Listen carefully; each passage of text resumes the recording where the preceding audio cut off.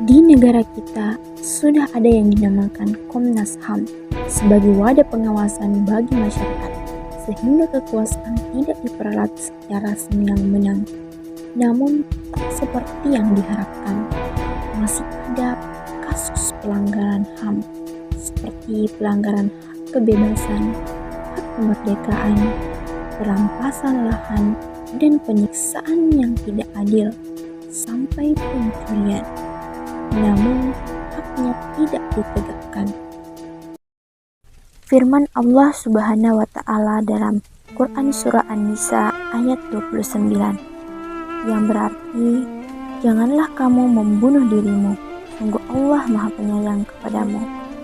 Dari ayat di atas mengenai hak hidup manusia yang diciptakan agar ia hidup dengan kehidupannya sebagai Abdullah, harus mengabdikan dirinya kepada Allah Subhanahu wa Ta'ala, dan khalifatullah fit ardi, tidak boleh membuat kerusakan di alam ini, melainkan ia harus mengolah alam ini dengan sebaik-baiknya guna terciptanya kesejahteraan, kedamaian, dan kebahagiaan di atas dunia dan kehidupannya.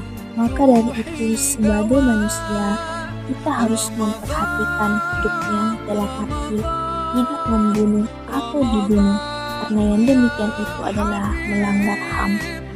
Quran Surah Al-Isra ayat 70 dari ayat di atas menjelaskan mengenai kemerdekaan atau kebebasan, yaitu al-insaniyah, kemuliaan yang sakral dan tidak boleh dinodai, dilecehkan, apalagi dihina. Al-Qurtubi memberikan contoh dari aspek non-fisik, yaitu kehormatan manusia diletakkan atas nilai moralitas tanpa mengaitkannya dengan kelebihan material, yaitu akhlak, perilaku, dan keharmonisan. Formulasi dan solusi menurut saya adalah dengan memberikan efek jerah kepada pelaku kejahatan dan jangan dibiarkan semena-mena, karena dapat tambah berulang, dan memberi pacuan kepada rakyat yang diambil haknya untuk melapor, membentuk pusat kajian HAM, dan mengatur mekanisme secara teratur.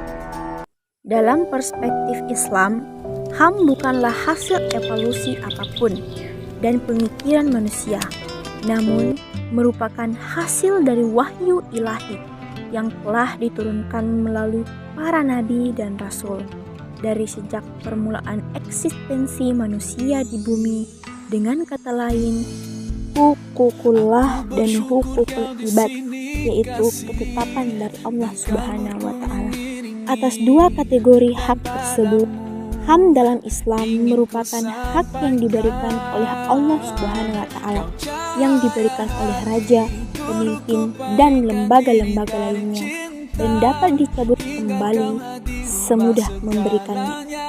Begitupun sanksi yang diberikan di dunia tak sebanding dengan sanksi dari Allah Subhanahu wa